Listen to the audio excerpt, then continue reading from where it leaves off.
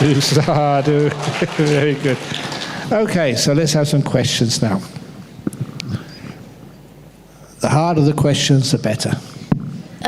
Ajahn, the question and answers will be typed into online. The Menti code is up there. Okay. And then we will read the questions out to you. So in the meantime, shall we give the audience 10 minutes? Can I invite Ajahn to take a break for 10 minutes? Take a break. Okay. What's a break? Okay. Okay, so the question and answer session, please go to menti.com, MENTI, and type in your code 1883-4534. Write your question and please press submit. And the number is 1883-4534. And this is the only time you will hear 4D numbers because Ajahn Brahm does not give lottery numbers. 1883-4534. So we will have maybe 5 to 10 minutes. You can read the question. Oh, now? Okay. Oh, Ajahn, good news. The questions are here. Very good. That was a very quick 10 minutes. That's usual. I'm used to being exploited. In fact, Eileen says there are so many questions. I know I can't go to bed tonight. But first, Ajahn, I think that was such a fantastic talk, but it is missing something. I miss a punny joke. Please, can we have a punny joke to start with? A funny joke to start with. Okay, punny joke about... Okay, there's two punny jokes. I think many of you may have heard this if you've been watching me online, about the mother who couldn't wake up her son in the morning to go to school. Is that the same in Singapore? The kids have to get up really early to go to school, they just won't get up? Yes. Yeah, okay. So the mum went to the son's bedroom. Son, it's time to get up. You've got to go to school. No, I don't want to go to school, Mummy. But you have to, son. No, I don't want to go. But you must go. Why, Mummy? The other kids don't like me. I don't like the teachers. I don't like anything about school. Why should I go to school, Mummy? Give me one good reason why I should go to school. Because, son, you are the headmaster.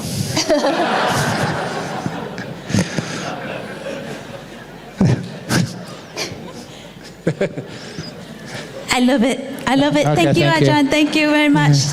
Thank you. Ajahn, may I offer the first question, please? Yes. The first question is, how do you love someone while practicing non-attachment? How you love somebody without practicing attachment is actually the greatest act of love is to let somebody go. And I mean that might be your mother or your father. You love them. But there comes a time when they get very sick, very old. And sometimes this has happened, and it's a beautiful thing I've seen. The person you love so much is in the hospital, in the bed. They've only got a few days to go. But they keep struggling to live. You wonder, why on earth are you doing that? You're hurting yourself so much. And then you say to your mother or your father, Dad, I give you my permission to go. Don't try and keep alive because of me. You've been a wonderful father. Please, Dad, just let go and go to your next birth. This body is just too old for you. It's not working anymore. I've seen so many beautiful acts like that. Even this woman who loved her husband so much, and they were both young. They used to be very fit, going white water rafting. And I was with them, and she was, why is my husband? The doctor said he should be dead a couple of days ago. He's still alive, and he's suffering so much. And then I sort of told her, have you given your husband permission to die yet? That was all that was needed. He was trying to keep alive, because the last person he wanted to cause suffering to was a woman he loved so much. That's why he was trying to keep alive. And so it's a beautiful thing. And in their bedroom, she jumped on his bed, put her arms around this man who was so thin from months of cancer, and hugged him gently and said, "Steve, I give you permission to die." And then they just hugged. And he died that night. It was beautiful. Now that was an act of love. She cared so much for her husband. She realized the problem was that he loved her too much and was trying to keep alive for her, instead of just letting him go. That's how we let go, with amazing love. And there comes a time for you, your family members, the people you love so much. When Ajahn Brahm gets old, you go to his bedside, and Ajahn Brahm, so I give you permission to die. But I'm not sick yet, I say. You trying to get rid of me? Well, you know that time when you have to let somebody go. And that's a beautiful act of love. You're not thinking about yourself. You're thinking about the person you care for so much. So that's my answer to that question. Thank you, Ajahn. The next question is, how do you know when you are a stream winner? Now that's a good question, because something happens, some great insight happens, which just turns you upside down. Sometimes you see things which, why didn't I see that before? So amazing, so beautiful. First of all, it's an event with huge amounts of bliss. And you're free. This is a big thing. It's like, you're not out of prison yet, but you've got your, what's it called? Your parole orders. You're going to leave prison pretty soon. And of course that'll give you so much happiness and bliss. And, but also you've got to be careful, because sometimes you think you may be a stream winner. You think you may be enlightened, and you find out you're not. I said this, I think, I don't know where I said this, but it takes about 10 minutes or 5 minutes. Can I tell you when I became enlightened? Have you heard that story yet? I think you probably have, but forgotten. At least you're interested. This was my fourth year as a monk in Thailand. No responsibilities, lots of great meditation, and just sometimes you get really hot in your meditation. Things were going really, really well. So I kept on walking meditation, sitting meditation, till late on in the night. This was maybe about 12 o'clock, 1 o'clock in the morning. About that time, no sleepiness, just mind was getting so many amazing insights. And then the big insight came. Wow, wow, wow. No sleepiness, lots of energy. And I thought, wow, another enlightened being has arisen in this world. And so I just, what to do next? I wasn't tired. I went to my room, meditated some more.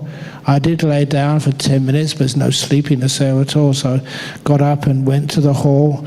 The bell went at 3 a.m. in the morning, every morning. I was there sitting before the bell went. No sloth and torpor, perfectly nice meditation. When we did the morning chanting, which I did every time, most of the monks were just really dull, getting up 3 o'clock in the morning and having to do some chanting. But for me, Yo so bago, I had just so much energy. And I couldn't be quiet. Whoa! I went on arms round and on the arms round. This was in northeast Thailand, in the Isan. They usually put just bits of sticky rice in the bowl, that's all. But every time one of the villagers put sticky rice in the bowl, I zapped them with so much loving kindness. I was a newly enlightened being. Zap, you don't know how lucky you are to give rise to a newly enlightened being. And that's all we used to get on alms round. But when I got back to monastery, what we usually had was just one pot of rotten fish curry. That's what it was called, rotten fish curry.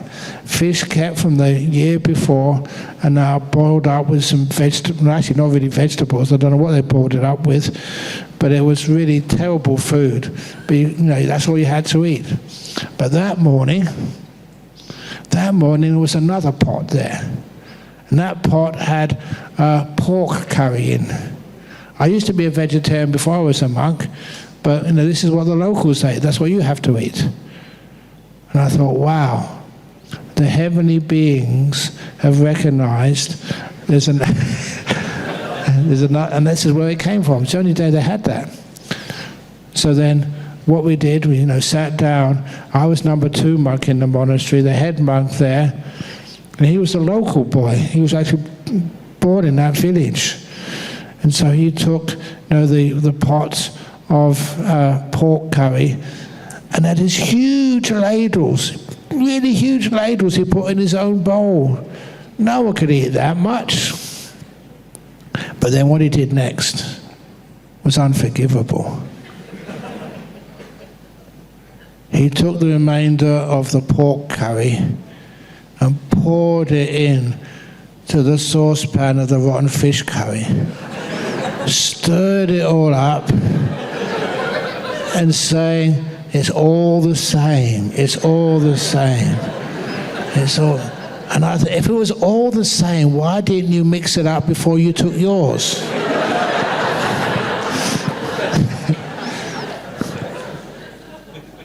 I was not going to eat my, one meal of a 3-month range retreat, which was delicious. And I was really angry. I was really angry at him. How can you do such a thing? And then I realized, yes, right, enlightened beings don't get angry. And all my anger disappeared, and it was replaced by depression. Now, honestly, if you think you're enlightened, you find out you're not. That is very, very depressing. So that's when I became enlightened. I found out I wasn't. And that's the problem there. That's the reason I tell the story. A lot of times people may think they're a stream winner. You have to wait for a while and then find out if it's real and true or not. But anyhow, don't tell anybody. That's a good sign. Even enlightenment. There was one of the stories I often quote. It's against the Vinaya to tell any lay people about any of your attainments, except if they were false, like I just said.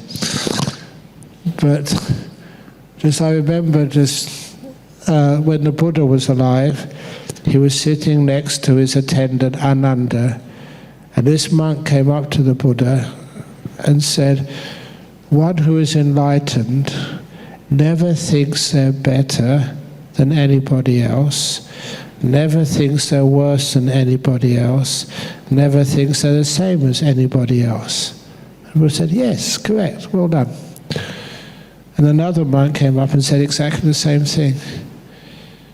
One who's enlightened never thinks they're better, worse, or the same as others. Then the Buddha turned around to Ananda and said, those were 2 new arahats, enlightened beings. That is how enlightened beings tell me that they have just had that attainment, that letting go, that sense of ego comparing to others. That's gone forever. Not the same, not better, not worse. Just not there anymore.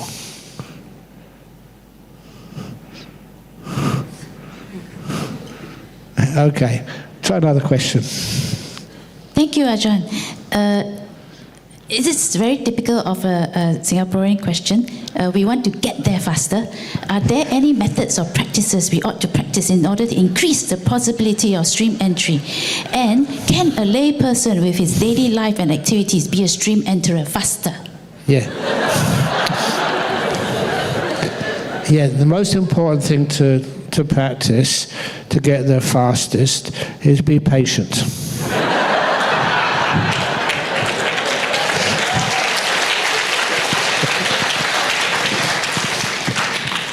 Now, I never actually said much about the way to being a stream winner.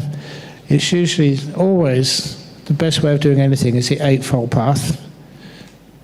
Not a sevenfold path, not a sixfold path, but the full eightfold path, which is learning some wisdom and just all the way to meditation. This is one of the things I didn't say because I didn't want to make it too deep. But eventually when a person does just enter a jhana, the amazing thing about those states is you're just not there. A lot of bliss, huge awareness, but the sense of self is gone. And don't ever think that as a lay person, no matter what your role is in life, that you can't do that. Some of the most surprising people who have come on my retreats have got these jhanas. This is one fellow, I often mention him. He came on one of my 9-day retreats in traditional Australian national dress, which was a pair of thongs, shorts, and a dirty singlet, like a t-shirt. And that was it. And he was covered with tattoos. Big guy, big bushy hair. And I admit this, I made a mistake. I said, I think you've come to the wrong place, sir. Carnet Prison Farm is just up the road from here. I judged him. He said, no, I'm on your retreat. Well, I looked in the name, he was on the retreat. Oh, sorry, I apologize, thank you. And of all the people on that retreat, he was the best meditator. He actually got into a jhana. He disappeared for many years, but I found him later on. He was over in, I think, Sydney. And he said that experience changed his whole life, as I expect it would do. Beautiful, deep meditations where you disappear. It's one of the reasons if you try to get those states, they're impossible. You have to let them open the door of your heart and let it come in. You can't go and grab it and bring it in. And that's what I've been telling so many of you for years. In meditation, it's that you're aware and you're kind. That's all. Nothing more than that. No effort. Just be aware and being kind. So your mind is like a friend to you. And honestly, that's how my mind is. When I was meditating, when I stopped talking, it was just my mind and I spent 5 or 10 minutes together having a wonderful time. It's like you meet an old friend. Look, many of you are really nice old friends, known you for years. And when I see you, just ask, how are you? And I really mean that. It's just, it's great to see you again. And that's like my mind.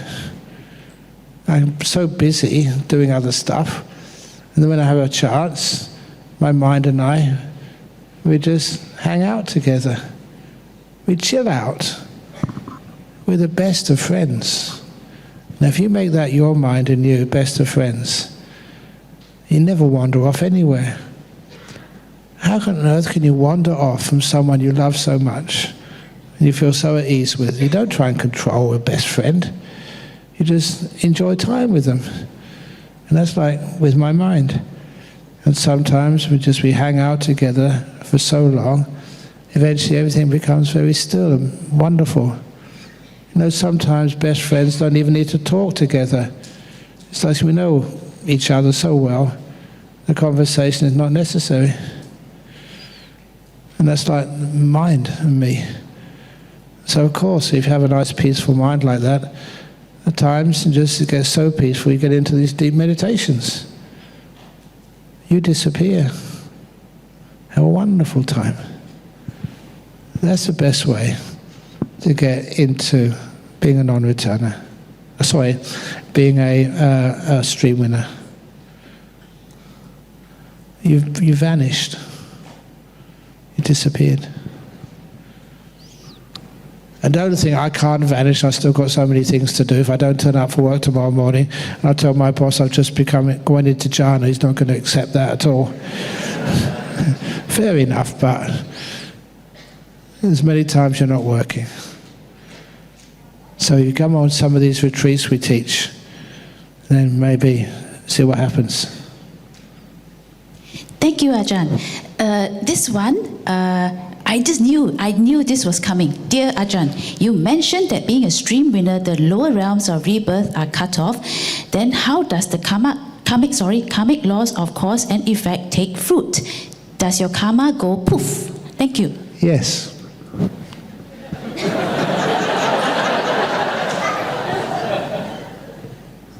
It does. They even have a word for it in Pali. It's called ahosi karma. Karma that was and is no more. Remember, karma is what you own. As you start disappearing more and more, you own less and less and less, until that tie between you and the bad karma of the past is totally cut off. You're not carrying around these heavy rocks in suitcases and backpacks anymore. You're free of that. That's a wonderful thing to know, honestly. We've all done bad karma in the past, big bad karma, small bad karma, but we've accumulated so much over so many lifetimes. And do we have to pay it off, with penances and stuff? No. Once you realize that, there's mistakes you made, you didn't know that much, and you were learning, and after a while, it's all just let go of. Everything you've done, you're totally free. This is not making it up. You know me. I don't make things up except for jokes, obviously, but this is real. You're free of all the old bad karma. And that actually shows you, even now, some of the stuff you've done in the past. Don't torture yourself with that. Just let somebody know, get some forgiveness, and you're free. You're not going to become a worse person, become a much better person. Okay, it does go poof. Go on. Thank you, Ajahn. Another one about stream winning. Can lay people who do not strictly observe the precepts become a stream winner? Yes, you can. You make it harder for yourself if you not keep the precepts. But one thing I will tell you, that after you've become a stream winner, then you will keep the precepts easily. You can't not do that. Basically, all the precepts which I keep, there's heaps and heaps of precepts for a monk. You never feel it's a burden. It's just nature. It's just, why would you want to break any precepts? And that's a question I ask. And to this day, I can't see why more of you, don't keep 5 precepts. It's a much more peaceful, healthier lifestyle. It doesn't cost you any money, but saves you a lot. Even in business, when people are just are not honest. I just was in Sri Lanka recently, and one of the difficulties in that country, it's getting better, but there's still the difficulties there. There's many dishonest leaders in that country, and that causes so much poverty and hunger for ordinary people in the village. I wish it wasn't that way. And this is supposed to be a Buddhist country. Singapore, I think there's more honesty. I'm sure there's sometimes people lie or they're so dishonest, cheat or something. Please, that's not going to help you or help this country at all. Please be honest and fair.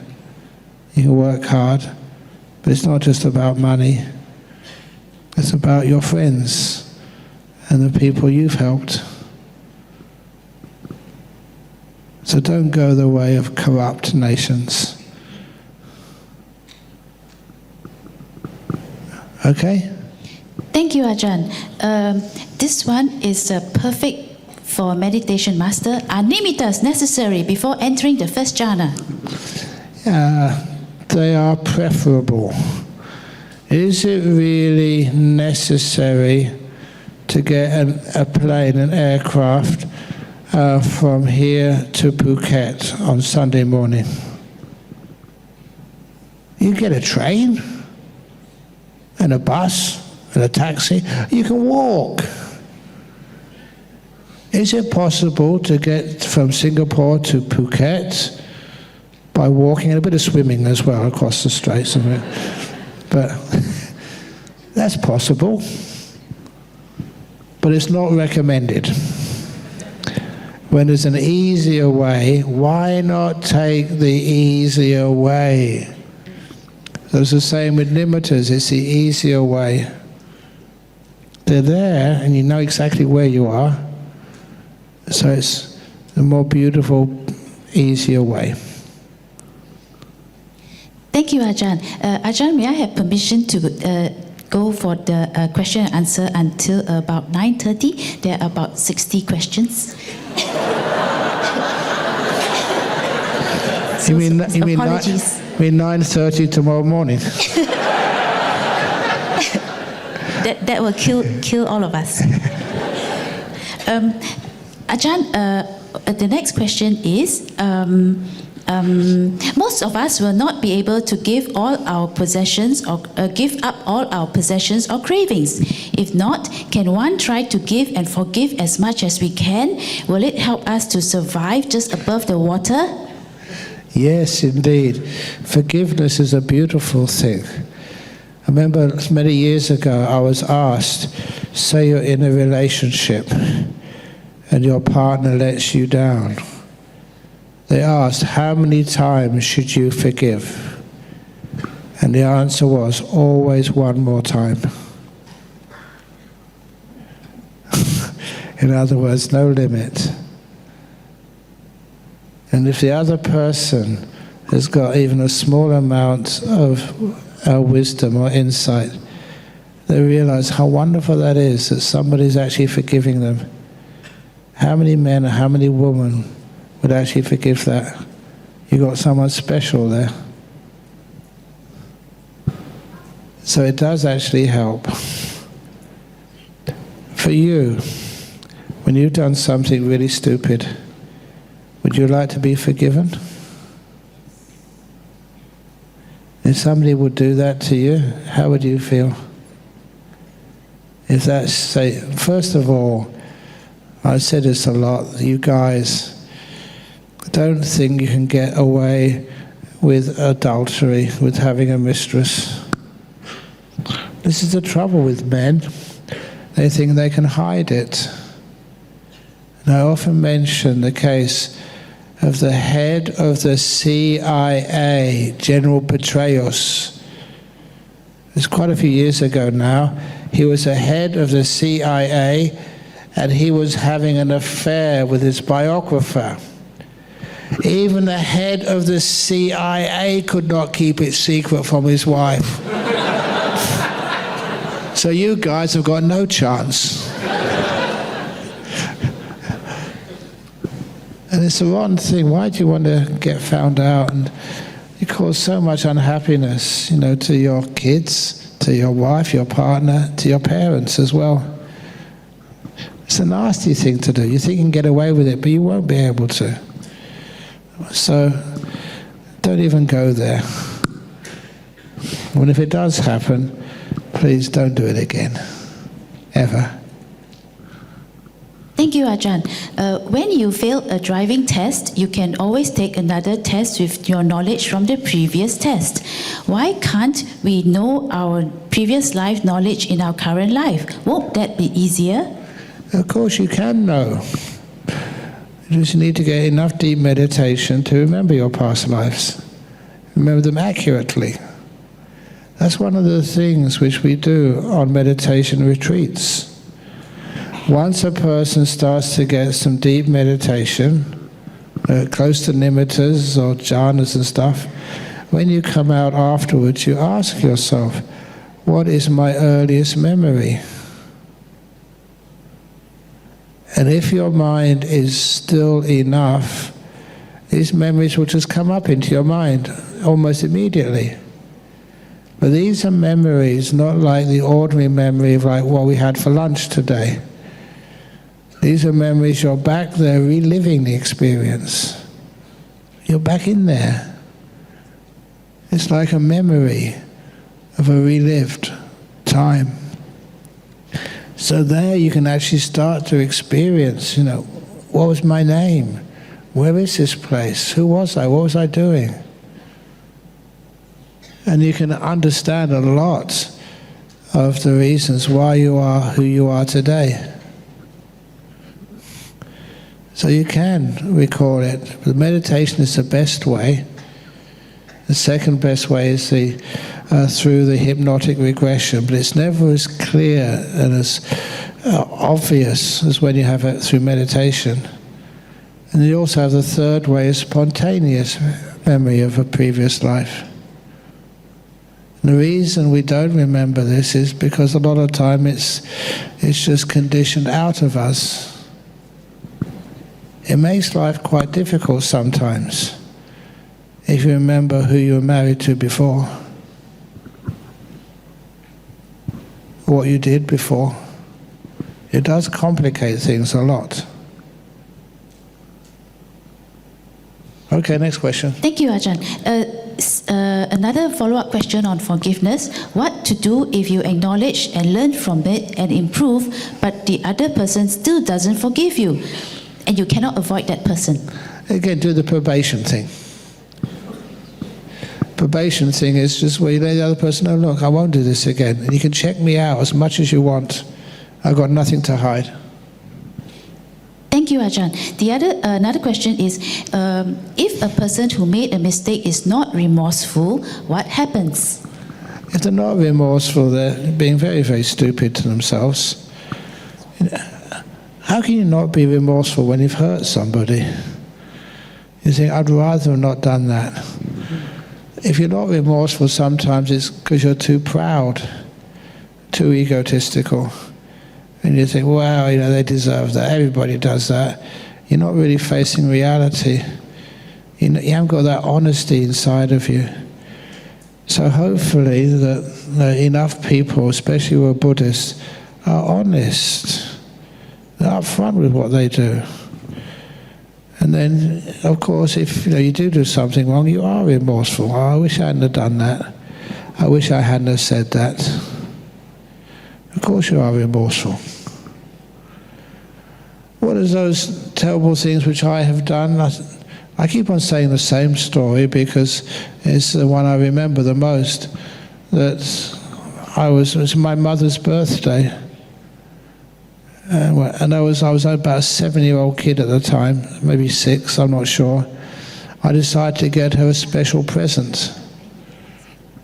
And it was easy to get because in London they had, many of these shops were selling eels to make this English dish of eels and mashed potatoes. So I went to the shop with my own money and bought an eel. And I put a live one, put it in a box, and I got some gift paper, with nice little flowers on or something. And I wrapped up the box with this beautiful paper, as best as a 6 or 7-year-old kid could, a nice ribbon on it, and a greeting card. Happy birthday, Mummy, from your son. My name was Peter. From your son, Peter. Happy birthday. And I presented it to her as her birthday. She never expected that. Such a wonderful surprise. Her little 6 or 7-year-old son had got her a special birthday present. And I handed it to her. Happy birthday, Mummy. Oh, it was so sweet. And I could almost see the tears in my mother's eyes. And then she opened the box. And this eel, I could not have trained it to do better. It lifted up its head and looked at my mother. She screamed her head off. Of course, I wish I hadn't have done that. You know, I did feel remorseful. But, you know, I was a kid at the time. Sometimes that's what kids do. It was a joke. But, you know, it made my poor mummy scream on her birthday. That's why sometimes, I know I've done a bad karma there. When you offer me gifts, I sometimes say, what's in there?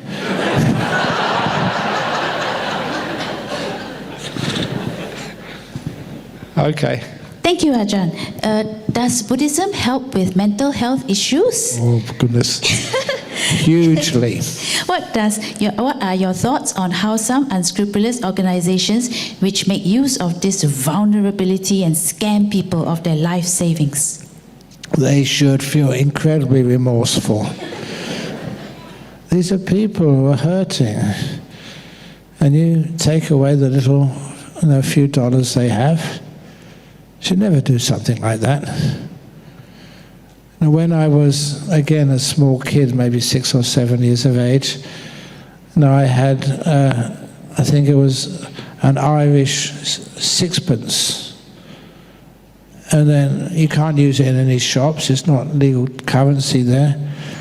So I went up to this old man and said, can you change the sixpence for me? And he was very kind, he did, and I gave him the Irish sixpence. And my friend at the time said, you know, when that old man goes home and he counts his money, he found he's missing 6 pence.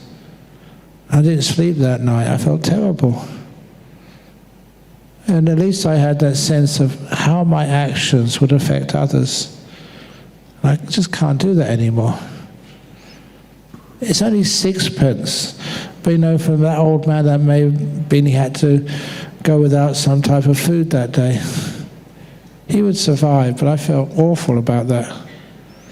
Well, the last time which I ever killed an animal was after my father died. There was a mouse in my mother's apartment. I set a trap for it. I was very smart. I caught that mouse. I heard the mouse trap smash, and I went to see, and there's a dead mouse in the trap. And I had to take it out of the house or the apartment and put it in the bins. And as I was taking it out, it was still warm.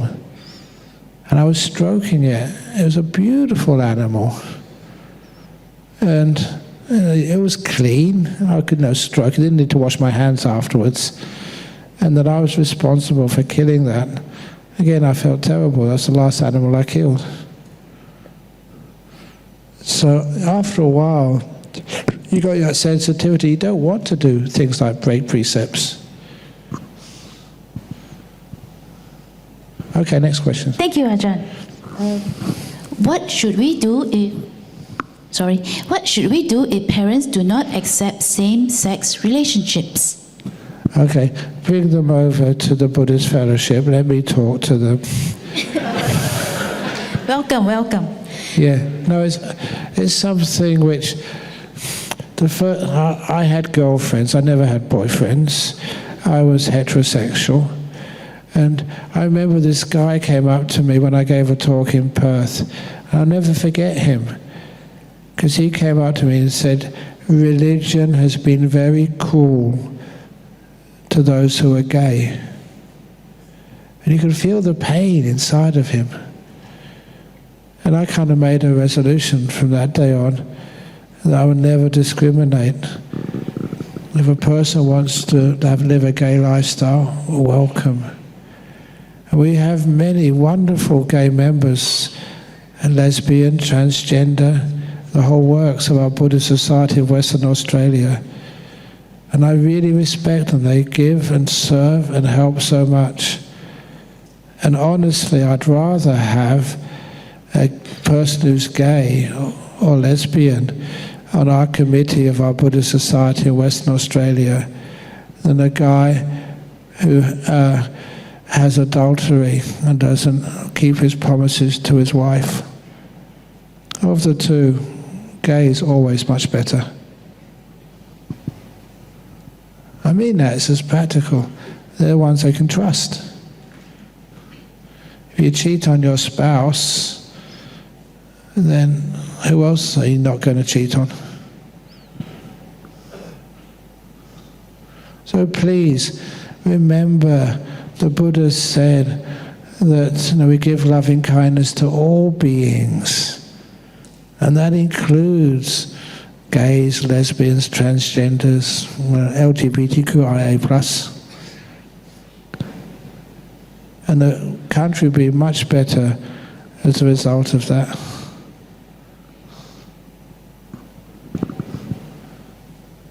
Who are famous gay people you know? Elton John? Tchaikovsky? There were so many amazing beings who were gay, did wonderful things for our world.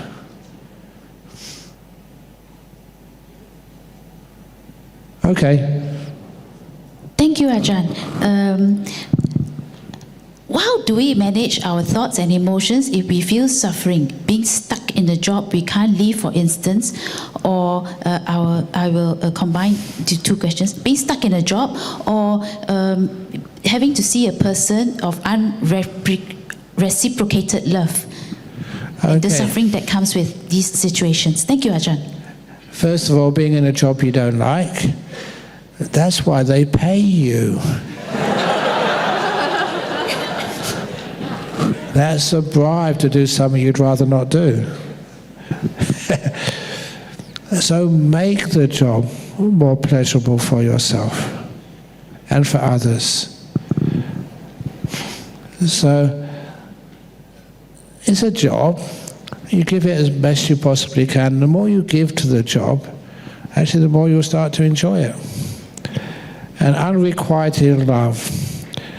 Sometimes you can imagine if you really love another person, but they don't return your love, then if it really is love, selfless love for the other person, you're just happy that they're happy. I mentioned this little simile to find out if you really love your partner or you're attached to your partner. Which one is it? Suppose you go on one of our meditation retreats, like the one in Phuket coming soon. When you come home to Singapore, you find your partner has run away to the Maldives with another person. How would you feel? Would you feel, I'm so happy that my partner is having a much better time, with this other person than with me. They're having more joy, more happiness. Isn't that what you wish them? Now they're achieving that. Or would you think, no, they're my husband, they're my wife. They've got no right to run off with somebody else. That means you're just concerned about your own happiness, not really theirs. So that's the difference between love and attachment.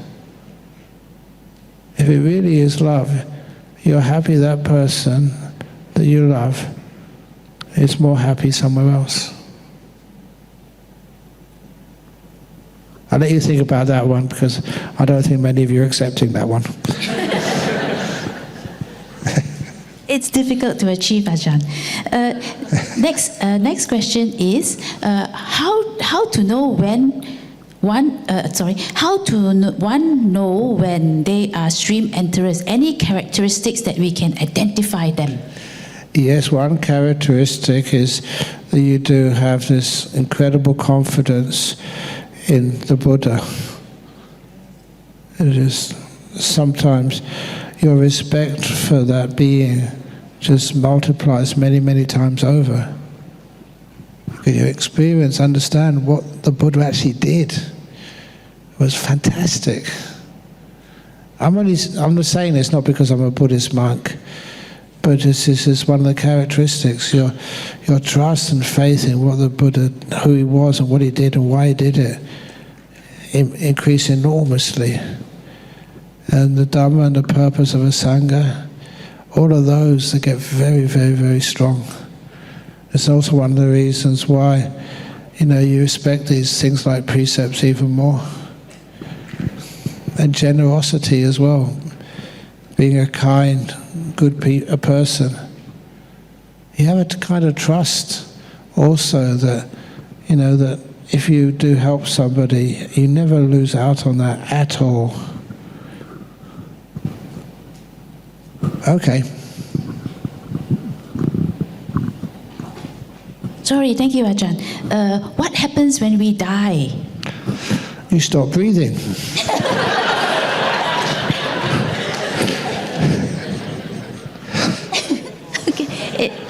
Look, if you put that question a bit deeper, that might do better. But when I was in Sri Lanka, I did get some really stupid questions. And one of the questions which I got there, I just, after you have many stupid questions, you try your best to answer them. It was a question that was on a piece of paper. Some Sri Lankan monks say the Buddha was born in Sri Lanka. What's your comment on that, Ajahn Brahm? And I said straight away, that is wrong because everybody knows the Buddha was born in Australia.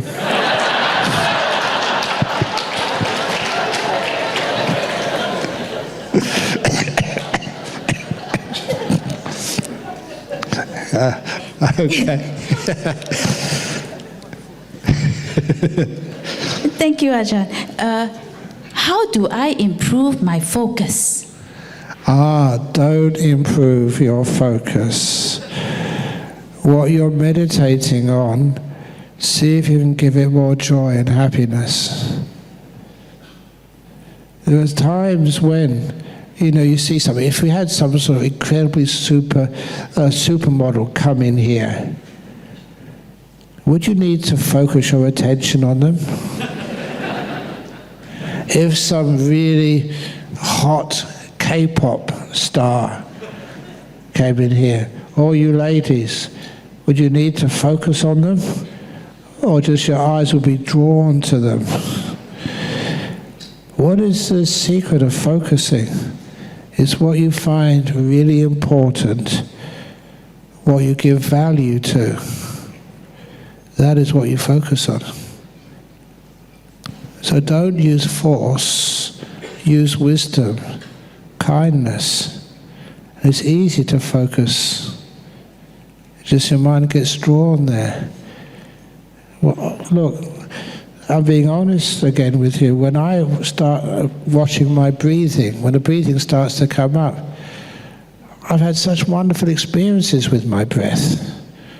I don't need to focus on it. It draws me to it. It draws me in, not the other way around. I don't need to focus on it. You just get attracted to it. It is like a supermodel, my breath.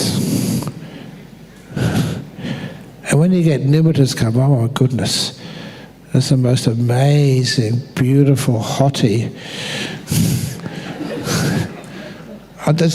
Look, I'm a monk now, but nevertheless I'm trying to speak your language. I don't know if I'm succeeding or not. But it attracts you. If you see a nimitta, you can't take your eyes off it. It's gorgeous. Most beautiful thing you've seen. Okay. Thank you, Ajahn. Dear Ajahn, can you monks see a layman's past life or karma? How about your own? Of course, personally, I cannot claim that because that would be an offense of pajitya for me. But I do know monks who can remember their past lives. And the only way they can know your past life is if it was in their own past lives. If you were their brother or sister or something. But this is one of the I mentioned this in Sri Lanka in the retreat I gave over there. It's sometimes frustrating as a monk. You know, you can't tell your own personal stuff. And some people say, oh, Ajahn Brahm doesn't say any personal stuff, therefore, you know, it's obvious he hasn't got any attainments or anything. And I try to get out of that by using strange language, such as, it was again in Sri Lanka in a previous visit, where a group of monks asked me, said, you talk a lot about jhanas. Ajahn Brahm, have you ever experienced a jhana? They asked me directly. And asked Venerable Mudita, if I said yes, then that would be an offense of pajitya. You can't say that. But then, how can you make an answer which is helpful? So this is the answer which I came up with. Said, Ajahn Brahm, I said, I cannot enter jhana. Ajahn Brahm cannot enter jhana. But I've given so many lectures about that, written books about it. Are you saying you made all that up? And then I say, Ajahn Brahm has to vanish first, and then the jhanas happen. So it's not making it as a claim, kind of. But it's also giving this wonderful Dhamma. You have to disappear. You don't own these things. There are stages of letting go. The more you let go, the more you disappear, the less you own. The mindfulness is very strong, but there's no sense of self in there. Anyway, that's the best I could do. Thank you, Ajahn. I think I know the answer to this question. Ajahn, what do you think of premarital sex? Okay, so what's the answer?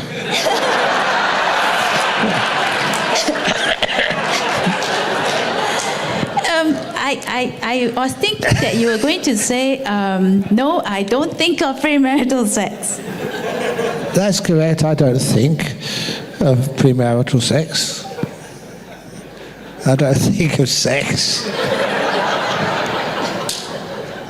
But look, I've got to be... so you can't tell about your deep experience, but this sort of stuff you can tell people. That when I was a lay person, you know, I had a long-term girlfriend. We weren't married, and we had sex together. And that was actually helpful for me, because at least I know what I was giving up when I became a monk. And also, you know what... I'm trying not to break my precepts again. What ended that relationship was actually going on a meditation retreat and getting a very nice deep meditation. And that was, I've written about this before, that was when the joys of deep meditation, the sheer pleasure of it, was way better than sexual intercourse. I'm not doing that to offend people, using the word sexual intercourse as a monk. I was a lay person at the time. But the deep meditations were far more joyful. A beautiful pleasure. And that really surprised me. You know, one of the first things which, when you emerge from those states, why has no one told me about that before? That's why I like telling you. If you're into pleasure, the pleasures of renunciation and meditation are way better than almost anything you can achieve in the world. I'm being sincere. So, but it messes up your relationships. Thank you, Ajahn. This one is about attachment to happiness in jhana. Sometimes the byproduct of meditation is happiness, and we form a sense of attachment to this state of happiness. Isn't it dangerous, the attachment to happiness? Thank you for that question. Yes, there is attachment if you experience these deep meditations called jhanas. And the Buddha mentioned that. It's in the Pasadika Sutta. Anyone who gets attached to the pleasures of the jhanas can only expect one of 4 results. Nothing else. One of these 4 is going to happen if you get attached to the pleasures of jhana. Stream winning, once returning, non-returning, or full enlightenment. That's what the Buddha said. You are supposed to enjoy the pleasures of deep meditation. Don't be afraid of them. They're powerful. They overcome your sense of self. It's blissful. And you have a wonderful time. That's why people keep booking in for our meditation retreats. And they get booked out in, 1 minute? And the reason is because they know this is enormous fun. Really big joy. Bigger than you've ever experienced before. And this actually leads to stream winning. Once returning, non-returning, and full enlightenment. You also heard me say there's only one danger in being attached to those joys of meditation, and that is, it's very likely that you lose all your hair. You want to renounce.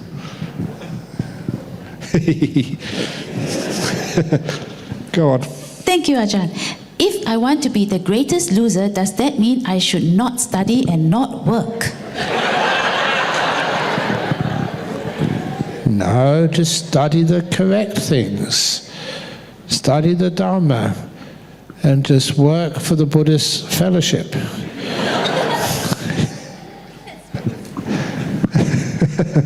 Yes, please. Okay. Thank you, Ajahn. This is about yourself, Ajahn. What is your most regretful and happiest incidents in your life? In whose life? Yours, Ajahn. Whose? Thank you. Thank you. So I think that is the answer. How will we know when we have eventually let go of everything? Because there's nothing left.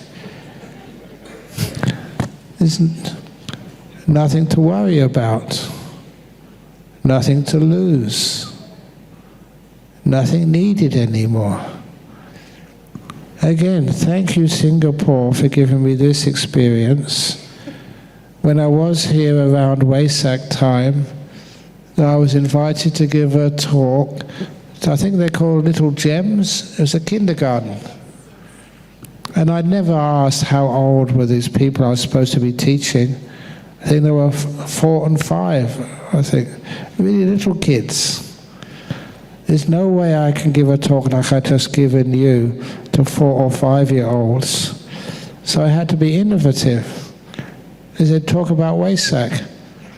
So I said, look, the Buddha's Wesak celebrates the birth, enlightenment, final passing away of the Buddha. So the birth. After he came out of his mother's womb, he took 7 steps and put the finger up. This is my last life, I am the #1 in the world.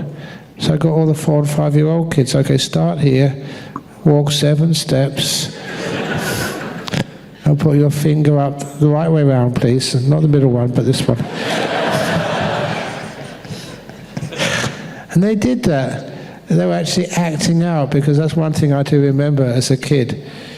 They can visualize, they can act, but they can't do the logical type of thinking. So that was the birth. Now the enlightenment. You see the big Buddha statue. So you can see, sit on the floor, cross your legs, just like the Buddha statue in front of you.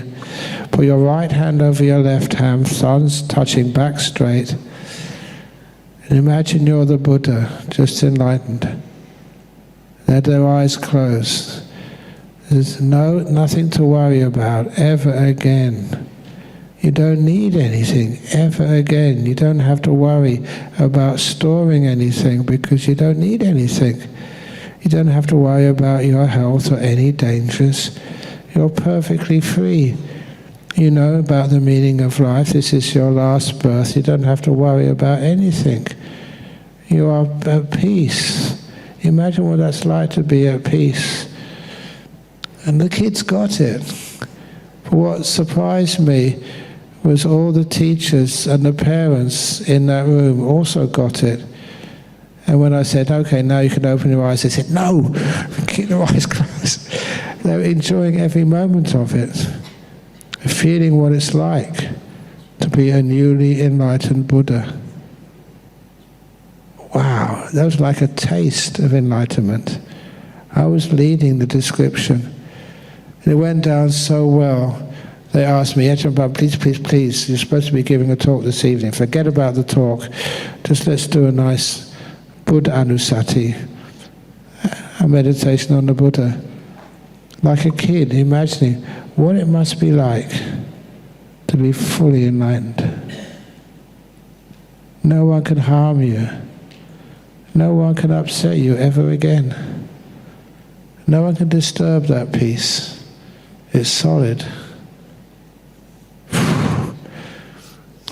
Anyway, thank you, Ajahn. That was good. Yeah, go on. Thank you. There is another.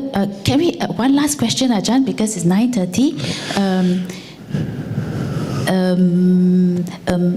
I always compare myself to others and feel bad because I don't have the luxuries or lifestyle items that they have. How do I prevent this?